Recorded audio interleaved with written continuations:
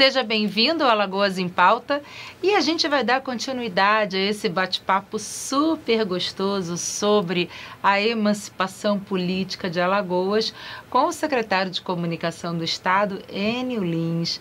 Enio, vamos continuar conversando sobre a emancipação política de Alagoas, que está muito bom esse bate-papo e super informativo para o pessoal. Enio, toda essa história que você contou da emancipação política de Alagoas, ela reverberou nessa tradição de engajamento político que nós temos aqui no Estado? Sim, eu creio que sim, porque uma das formas de afirmação da parte sul da capitania de Pernambuco antes de 1817 já era pela ação política, né?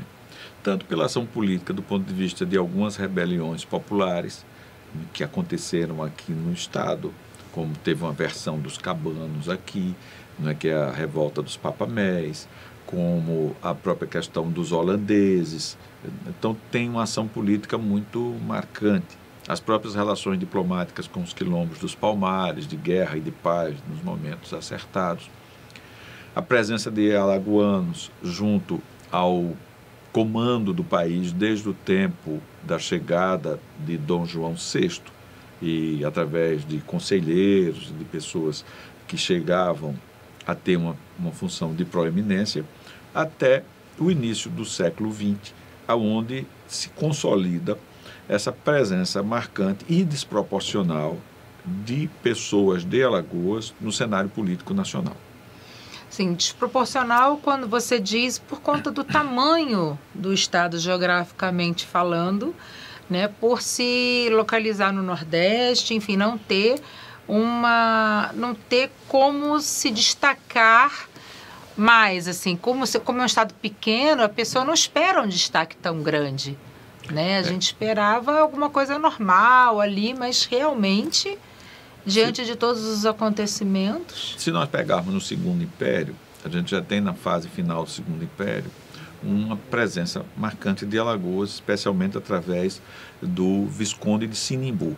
Então, o Visconde de Sinimbu, ele, na parte final do Império de Dom Pedro II, no governo Dom Pedro II, que é o governo realmente institucional que o país tem, já que o Pedro I foi uma situação muito curta, tumultuada. Aí vem a regência do Pedro II e depois vem o próprio Pedro II como gestor de um Brasil que é formado em 1822. O Brasil torna-se independente, inclusive, depois que Alagoas torna-se independente de Pernambuco, né? A Alagoas é mais antiga do que o governo brasileiro. É verdade. Não é? Então, mais de 22 até aí meados do século XIX, final já do século XIX, é que o Brasil começa a se afirmar como efetivamente país independente, que é no reinado de Pedro II, o chamado Segundo Império. Isso. E nessa parte final, uma das pessoas destacadas é João Lins Vieira de Sinimbu, o Visconde de Sinimbu. Então ele ocupa o que seria hoje 4 ministérios sucessivamente, e inclusive a função de primeiro-ministro, que não usava esse termo no Brasil, primeiro-ministro, e sim presidente do Conselho de Ministros. Então, o Visconde de Sinimbu é uma pessoa muito importante nesse processo político de afirmação do país enquanto nação independente. Isso na virada do século, né?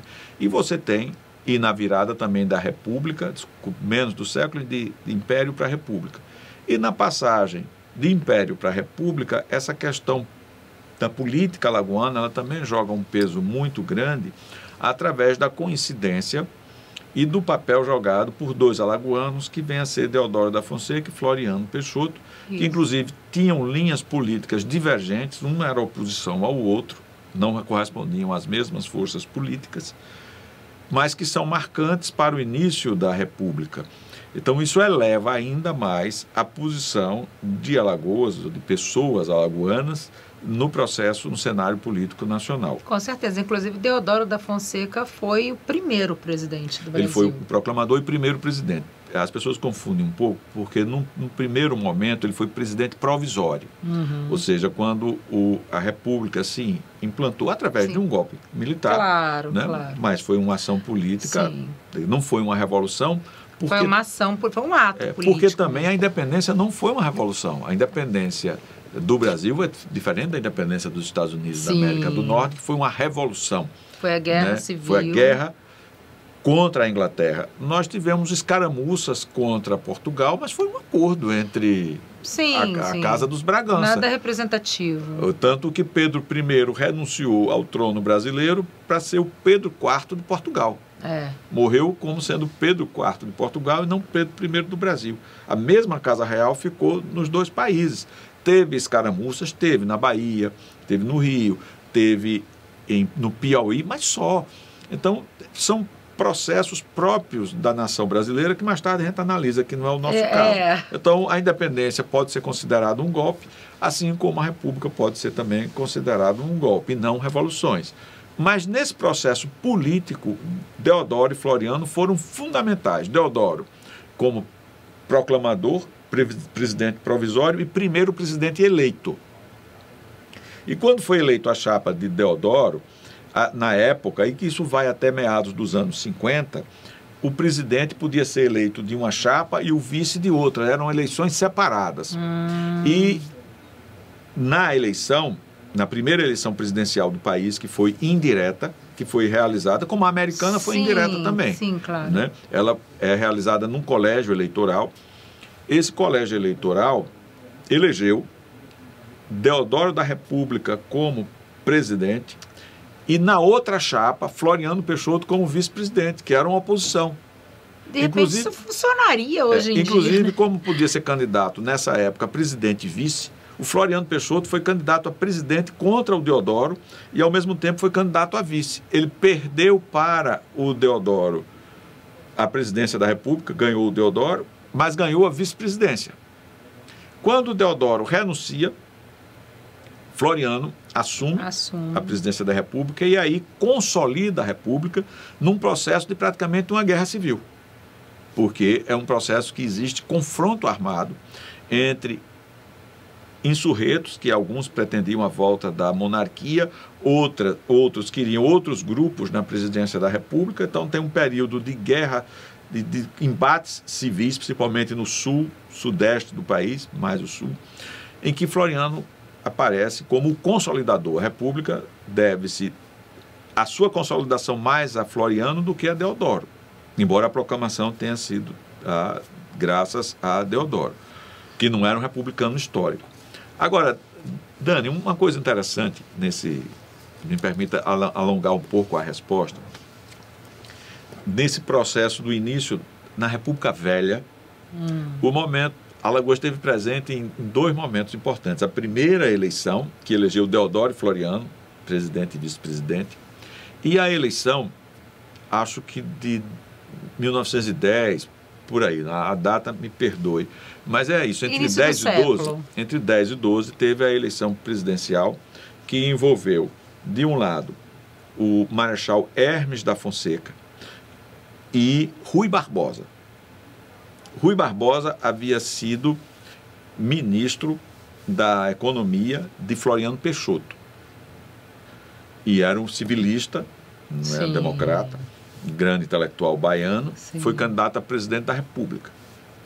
Do outro lado, Hermes da Fonseca. Hermes da Fonseca era filho do também Marechal Hermes da Fonseca, alagoano, irmão de Deodoro da Fonseca. Isso. O Hermes da Fonseca nasceu no Rio Grande do Sul, mas como o Deodoro não teve filhos, ele praticamente criou o Hermes da Fonseca como filho dele. Isso. Então, era um sobrinho-filho de Deodoro, que foi candidato a presidente da República que era gaúcho, mas tinha essas raízes todas em Alagoas. Em Alagoas, acho que foi por uma questão de nascimento mesmo, exatamente. só isso, mas... Contra Rui Barbosa. Mas a particularidade é o seguinte, é que o candidato a vice-presidente de Rui Barbosa, que era um político e um grande empresário do estado de São Paulo, que foi não só senador pelo estado de São Paulo, mas também foi governador do estado de São Paulo, presidente da província do estado de São Paulo, chamava-se Manuel Joaquim Albuquerque Lins, alagoano de São Miguel dos Campos. A cidade de Lins, em São Paulo, ela homenageia esse cidadão, Manuel Joaquim de Albuquerque Lins, que nasceu em São Miguel dos Campos, que era alagoano. Então, a eleição como a primeira eleição presidencial, acho que foi a segunda ou terceira eleição presidencial antes de 12, porque 12 foi a política de salvações colocada em poder pelo Hermes da Fonseca, que ganhou de Rui Barbosa e foi presidente da República. Então, nessa eleição, teve forças alagoanas presentes nas duas chapas principais de novo.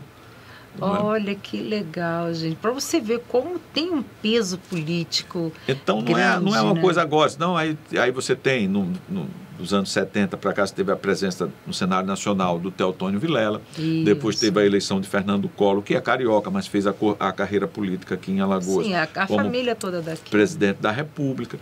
Né? Você teve esses, mas não é isso desse momento, não é um episódio, é porque tem uma presença marcante que vem do Império, que vem de antes do Império.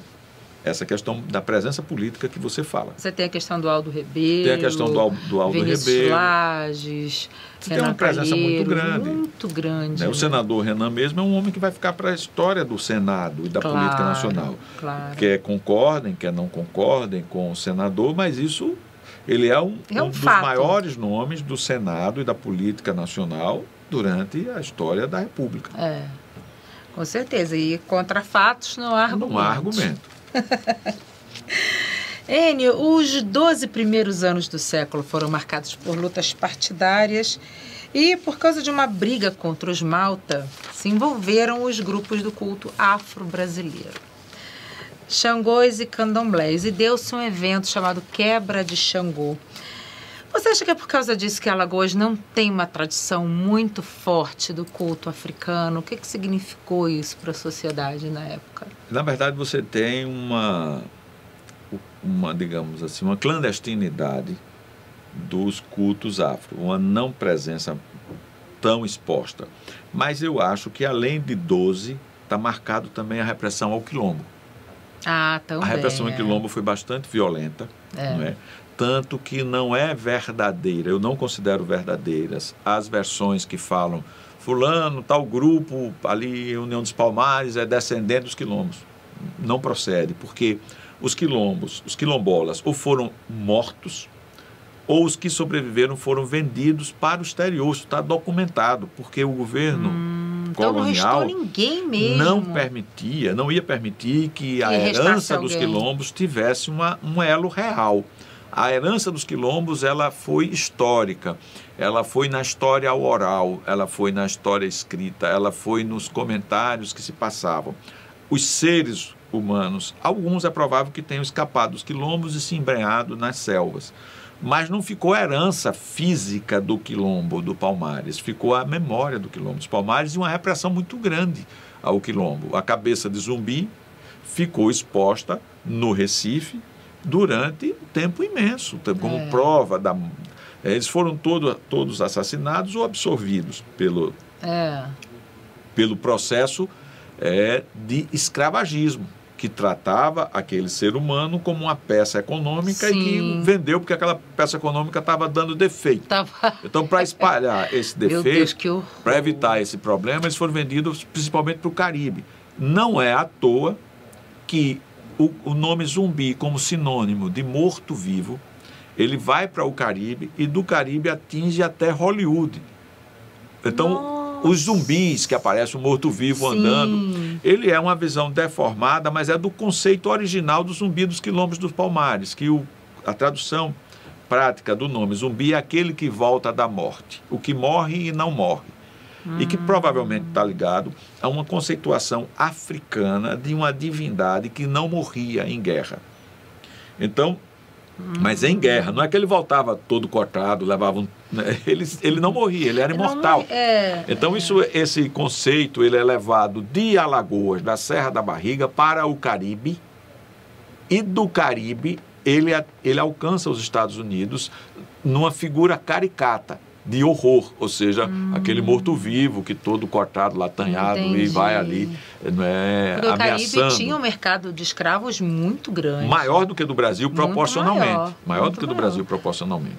Então, aqui em Alagoas, portanto, a repressão foi muito forte.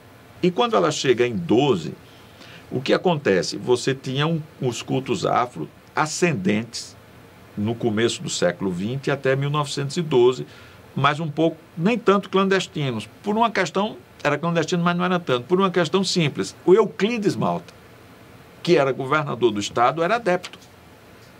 O Euclides Malta era macumbeiro, como se diz. Né? Então, ele tinha, inclusive, um nome que era tratado por esse codinome nos cultos afro. Ele era o Leba. Ah, que é Xangô. Que é Xangô. Então, ele era o Leba. Ele era branco, da elite, francófilo. Então, o que tem em Maceió de esculturas, de fundições francesas foram trazidas no período em que Augusto Malta foi governador de Alagoas. Então, a urbanidade de Maceió, a presença do Lucarini, o arquiteto italiano que o Augusto Malta conheceu em Penedo, quando o cara chegou da Itália e se arranchou ali por Penedo, ele trouxe para Maceió para fazer o Teatro Deodoro, para fazer o Palácio do Governo, para fazer o Tribunal de Justiça, para organizar as praças, para comprar as peças em Paris e trazer, que ainda hoje estão na Praça Deodoro e na Praça dos Leões. Então, o Euclides era um homem da elite branco francófilo, mas era macumbeiro. Ele tinha a ligação com os cultos afro. Como ele foi governador de Alagoas 3 vezes, e isso era uma coisa que chocou muito o resto da elite, porque aqui tem uma tradição muito forte de revezamento. A oposição sempre ganhava a presidência da província do outro, e ele quebrou isso, ele criou a chamada oligarquia malta, que vai de 1900 a 1912. Então, quando chega em 12, que ele poderia ter condições legais de ser candidato pela 4ª vez, então o resto da elite alagoana não aceitou isso aí. E para destruir o Euclides Malta, como ele tinha esse lado popular, ele era da elite, mas ele tinha esse gancho popular com os cultos afro. Os caras começaram a perseguir, a oposição começou a perseguir violentamente os cultos afro. Para atingi-lo indiretamente. Para atingir Euclides Malta. Então, eles foram destruídos. Os cultos afro é o quebra de 12, que eu tenho uma visão, eu não sou historiador, não é falsa modéstia não. Lógico, né? Eu sou jornalista. Lógico. Então, o que acontece? Eu tenho uma visão que o 12, ao contrário de que alguns historiadores que eu respeito muito, não é? E não estou dizendo que eu discordo deles por vaidade, apenas por opinião, que concentram a coisa num episódio de um dia. Eu acho que não. Se a gente olhar a história, olhar com atenção e ouvir a história oral, a gente vai perceber, e assim eu percebo, que o quebra foi um processo, que teve dias aonde foi mais acentuado, como o dia 1º de fevereiro, que é chamado o dia do quebra, porque aí quebraram muitos terreiros. Muitos, Mas aconteceram episódios de violência espalhados ao longo do processo, cobertos pela imprensa, e está na memória. Então, essa grande violência que houve em 12, que é diferente do resto do Brasil, porque ela se dá em um período histórico de forma anormal, mas foi anormal porque ela tinha esse viés político de derrubar Euclides Malta, e conseguiram derrubar Euclides Malta, inclusive num episódio que houve mortes de lado a lado entre os brancos, além dos negros que sofreram violências brutais, mas entre a oposição e a situação houve mortes, inclusive de gente importante no dia da deposição. Então morreu o que era responsável pela segurança pública, que era o tenente Breiner, depois desse tenente ter dado um tiro no Braulio Cavalcante, que era o líder da oposição. Então, em frente ao Palácio do Governo, morreram 2 pessoas no dia da deposição de Euclides Malta. O da oposição, que foi Euclides Malta, que foi alvejado do palácio para fora da praça, e da praça para o palácio também partiram tiros que mataram esse tenente Breiner. Então você tem só aí duas mortes. A gente nem imagina, né, no dia da deposição. Episódio tenha todo esse envolvimento, como você falou, um processo. É um processo que gerou isso. E teve muitas surras e teve mortes também entre os negros que praticavam os cultos afro. E você acha que isso enfraqueceu a tradição ao culto africano? Isso forçou, como eles diziam, o Xangô tinha que ser rezado baixo. Né? Então, o Xangô rezado baixo. Então, eles mergulharam na clandestinidade. E tem escritos importantes sobre esse processo do Xangô rezado baixo, o que fez com que ele florescesse, de certa forma, clandestino, né? Agora, tem na oralidade de Alagoas algumas coisas que se refletem isso, que eu vou falar aqui até para não se perder, porque é oral. É oral, né? Não está escrito. Então, eu vi muito quando era criança algo que eu não tinha o conhecimento histórico nem intelectual para fazer a leitura que eu vou fazer agora. Mas o que era que eu ouvia quando era criança? Olhe, não mexa com a macumba, não mexa com Xangô. Por quê? O Fernandes Lima foi mexer, perseguiu Xangô, perseguiu a macumba, fizeram a macumba contra ele e todos os filhos dele enlouqueceram. Não. Então, isso eu vi várias vezes quando eu era criança e quando eu era jovem. E se a gente for olhar agora, de fato, se não enlouqueceram, mas todos os filhos do Fernandes Lima tiveram fins trágicos.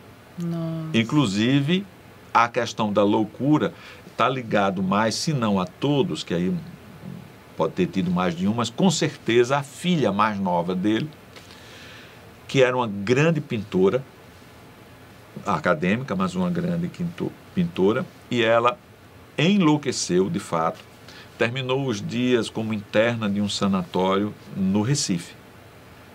E isso, o filho do Euclides Malta foi preso porque tentou matar o governador que substituiu, o filho do Fernandes Lima, que é o responsável pelo quebra, e que, por coincidência, pelas fotos a gente percebe que é o governador do estado com mais tonalidade escura na pele. Não era um mestiço com tonalidade mais escurinha do que os demais, mas foi exatamente o que organizou a perseguição aos cultos afro. O filho dele, José Fernandes Lima, foi preso, foi processado, acusado de tentar matar o governador que substituiu o Fernandes Lima, que foi o Costa Rego. Então, uma tragédia nisso, tragédia na filha. E a tragédia do filho e tragédia na filha gerou na sociedade alagoana, pelo menos até os anos 60, que é quando eu era criança, essa versão que eu vi inúmeras vezes: não mexa com Xangô. O Fernando Lima foi mexer e todos os filhos enlouqueceram. Todos enlouqueceram. E você acha que isso, assim, criou-se um temor acerca da religião, né? E meio que inibiu as pessoas de conhecerem melhor e praticarem o culto africano no estado, né? Na minha avaliação é isso. Ela gerou um certo temor, um certo receio, tanto de quem praticava como quem se aproximava do culto. E ele floresceu. Ele não regrediu, ele floresceu, mas ele floresceu de certa forma clandestina. E vem aflorar com mais força nessas últimas décadas, que aí você tem uma valorização. Porém, nesses anos todos, pelo menos uma festa afro-brasileira, de culto afro-brasileiro, culto marcante, ela foi mantida, que é o 8 de dezembro. Então, verdade. Em Maceió, se comemora a principal festa afro-brasileira do ponto de vista de religiosidade no dia 8 de dezembro, que é o dia de Iemanjá.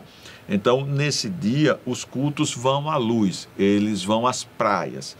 E isso se mantém vivo durante décadas e décadas. É a única festa realmente aberta que tem e popular, que é o 8 de dezembro, Iemanjá, que é comemorado nesta data e não em 2 de fevereiro, como é comemorado na Bahia. Porque em determinados... porque assim, o candomblé é dividido em... como se fossem guetos, vamos supor assim. Não são guetos, são tipo os grupos étnicos... Como seitas, não é? Seitas são grupos étnicos da África. Então você tem Queto, você tem Jeje dentro do candomblé, né? E cada uma delas tem uma data comemorativa do orixá. E ainda nós temos uma particularidade em Alagoas que se assemelha ao Rio de Janeiro e a Minas. É que as comunidades africanas que vieram originalmente e foram majoritárias no início e que deixaram uma marca muito grande nesses 3 estados, elas são bantus. Elas são povos bantus e não povos iorubás. Depois das primeiras levas de escravos, vieram mais da vertente étnica iorubá e outras, que é o que ganhou grande proeminência na Bahia. Mas se você pegar os termos afro-brasileiros, que ainda hoje são usados e que vêm da antiguidade em Alagoas, Minas e Rio, você vai encontrar termos bantus. E não termos iorubás. Entendi. Então isso também pode dar alguma influência nessa questão das datas. Eu não tenho certeza disso. Na Bahia, no Rio de Janeiro, 8 de dezembro é Iansã, que é Nossa Senhora da Conceição. E a gente tem em 2 de fevereiro Iemanjá. Porque aí também... Iansã é Santa Bárbara. E Iemanjá, que é Nossa Senhora da Conceição. O Rio, ele divide um pouco, porque depois que ele teve um início banto, ele recebeu via Bahia muita presença iorubá. Então você encontra as 2 coisas no Rio de Janeiro. Mas se você pegar o interior de Minas e Alagoas, aí é banto. Sendo que hoje, Alagoas, você vai nos cultos afro aqui em Alagoas, eles não são bantos mais. Eles são iorubás, porque o peso da Bahia é muito grande e a escola que forma é a escola baiana. Então você tem a presença, hoje você vai nos terreiros, a língua que eles falam não é mais a banta, é a iorubá. A língua banta, ela ficou na presença da nossa... tem várias palavras, como aqui em Maceió, como cambona, por exemplo, a Secretaria da Fazenda está na cambona. É um termo banto. É um termo banto. Que interessante, né? Eu acho que é importante a gente falar sobre isso, porque a gente não pode fingir que não existe, que não existiu esse fato. A gente não pode passar por cima. Eu acho que é importante a gente sempre trazer à tona esses fatos históricos para que as pessoas tomem conhecimento e continuem falando e continuem dando continuidade à história. Que isso faz parte da história do Estado, né? Faz parte da história do Brasil. Então a gente tem que falar sobre isso. Trazendo um pouquinho mais para a atualidade, depois da falência de Alagoas, de 97 para 98, podemos dizer que 20 e poucos anos depois, o Estado apresenta hoje uma ótima situação financeira, fazendo vários investimentos estruturantes, com recursos próprios, como diversos hospitais, que foram fundamentais agora na pandemia, entre outras coisas. A gente pode dizer que Alagoas voltou a ser um estado emancipado, sem depender do dinheiro de Brasília? Olha, pode ser que eu esteja errado, sabe, Dani? Porque, como eu digo, repito, sem falsa modéstia, eu não sou historiador, mas eu sou um jornalista que procuro estudar a história, olhar a história. Eu acho que pela primeira vez na história de Alagoas, aí vamos considerar não só a República, vamos considerar o Império. Pela primeira vez na história de Alagoas, Alagoas tem uma emancipação fiscal efetiva, financeira efetiva. Fiscal do ponto de vista local, né? Não independência fiscal. Não, né? Claro. Estou dizendo a questão da organização fiscal, né? De você ter um saldo de caixa, de você ter recursos próprios para investir de forma independente. É a primeira vez que isso acontece. É a primeira vez que isso acontece. Não tem, que eu saiba, paralelo na história anterior. Não existe paralelo na história anterior de tantas construções físicas, tantas realizações, tantas obras no estado de Alagoas, custeadas pelo erário. Pelo erário, pois é. Sem depender de Brasília. Sem depender de verbas federais. Isso é uma emancipação. É uma emancipação efetiva, é algo que historicamente, daqui a algumas décadas, poderá ser melhor analisado, porque agora nós vamos pelas paixões. A gente está vivendo o momento. Está vivendo. E todo julgamento contemporâneo, ele normalmente ele está contaminado por conta da participação contemporânea, né? Então, nisso você tem um grande papel do secretário da Fazenda, que não sei se você conhece, né? Né? Tem um grande papel do senador Renan, porque a equação do que ficou de dívida dos anos 97 e 98 foi fundamental para que esse equilíbrio fiscal absolutamente novo não é, na história de Alagoas, não é, essa independência absolutamente nova de Alagoas pudesse ser construída, porque quando nós saímos da grande crise de 97, 98, nós saíms ultradependentes do erário federal. Para poder sobreviver. Para poder sobreviver. Né, para poder sobreviver. Em 96, 95, 96, eu estive no governo do Estado como secretário de Cultura do governo de Valdo Suragi. Terceiro governo de Valdo Suragi. E fui testemunha ocular, participativa, do buraco, da imensa cratera que se abriu em Alagoas, não é? Que veio um pouco antes de Valdo Suragi, né? E que naquele governo não teve como se resolver, porque foi exatamente um momento onde o país fazia uma transformação muito importante do ponto de vista de concepção, que era o governo Fernando Henrique Cardoso, e que uma série de pilares que haviam sido construídos lá, até no Império, desculpe, no Império não, ele foi construído mesmo na República, esses pilares de ultradependência fiscal ao governo central, eles começaram a ser rompidos. E aí um estado como Alagoas, que já estava frágil, que já estava em crise, mas que havia se acostumado a depender das verbas federais, quando essa ruptura acontece, pega no contrapé. O estado estava ruim internamente, precisava do apoio federal, então não teve como resolver as coisas internamente e não teve apoio do governo federal. Em 95, 96, quando veio o famoso PDV, já depois da queda trágica de Valdo Suragi, e que se reorganizou o Estado, ela foi reorganizada de uma forma muito injusta para com o Estado de Alagoas, para com o futuro do Estado de Alagoas, porque o preço cobrado pelos empréstimos federais seriam impagáveis. Impagáveis.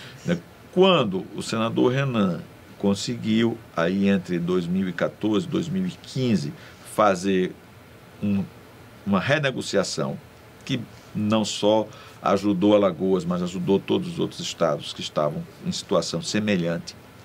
Então isso deu, juntamente com a capacidade alagoana, que é Renan Filho, de Jorge Santoro, da Secretaria de Planejamento, que passou por mais de um gestor, agora está com o Fabrício. Então essa estrutura, com uma nova visão, conseguiu aproveitar o momento histórico e fazer com que o afrouxamento desse peso da dependência ao governo federal fosse acompanhado com um crescimento da receita estadual e com uma racionalização dos investimentos. Então, os investimentos passaram a ser mais racionais, mais voltados a uma estratégia, mais voltados a um plano de governo. Então, essa é a grande vantagem, esse é o grande legado que vai ficar desse período de 2015 e 2022. Esses 8 anos, que foram representativos, né? Eles podem mudar a história de Alagoas. Por que eu digo podem mudar? Porque 8 anos não resolve, você tem que ter a continuidade. Lógico. Né? Então, 2023 em diante será absolutamente fundamental para que Alagoas mantenha o que você corretamente chama da emancipação econômica do ponto de vista fiscal, ou volte a uma situação perdulária, a uma situação que desperdice os recursos, né, que tenham. Né? Nada está garantido na história, né? Lógico. Porque a história nós escrevemos. Quem escreve são os seres contemporâneos. Né? Tem uma discussão muito interessante, não sei se você gosta de um filme chamado Lawrence da Arábia. Ah, sim! Né? Que é do ponto de vista religioso, né? Mas aí tem uma discussão entre a cultura ocidental e a cultura oriental muito boa, construída no filme, e que tem momentos onde a cultura árabe se projeta e tem momentos onde a cultura ocidental se projeta. Mas um dos momentos interessantes no diálogo lá é essa questão do está escrito, do ponto de vista religioso. Se está escrito, você não tem nenhuma chance, está escrito. Está escrito. Né? E não está escrito. Né? Você que escreve, você tem responsabilidade, você tem livre-arbítrio. Né? Se um crime vai ser cometido, não é porque ele está escrito que você é obrigado. Lógico. Você tem o livre-arbítrio, você comete ou você não comete. Então, nada está escrito, tudo está por escrever e você tem responsabilidade na escrita. Então, 2023 em diante, nada está escrito. ainda temos agora, mais capítulos da história de Alagoas. Agora nós temos entre 2015 e 2022 uma escrita diferente.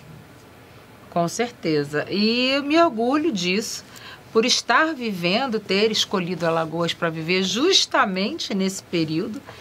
E eu pude presenciar toda essa mudança, né? Porque cheguei aqui na Alagoas Velha, digamos assim, e hoje a gente já presencia uma série de mudanças, um crescimento e uma grande representatividade do Estado diante de todo o país, né? Um reconhecimento de toda a administração que está sendo feita, enfim. Então, Enio, mais uma vez eu quero te agradecer aqui, a sua presença ao Alagoas em Pauta. Foi uma delícia conversar com você. Renderia mais 3 programas, mas a gente não tem mais tempo. Muito obrigada e parabéns por esse conhecimento que agrega muito, não só para os alagoanos, mas para os brasileiros, de uma forma geral. Eu que agradeço essa oportunidade, né? Então, né, para um jornalista como você é também, essa é uma oportunidade rara e que eu valorizo muito de 2 jornalistas conversarem sobre uma determinada realidade e sobre uma evolução histórica. Então, é uma oportunidade especial que eu agradeço muito a você, Dani, e a todos que fazem a TV Cidadã. Muito obrigada. Muito obrigada a você que nos acompanhou até aqui e até o próximo Alagoas em Pauta.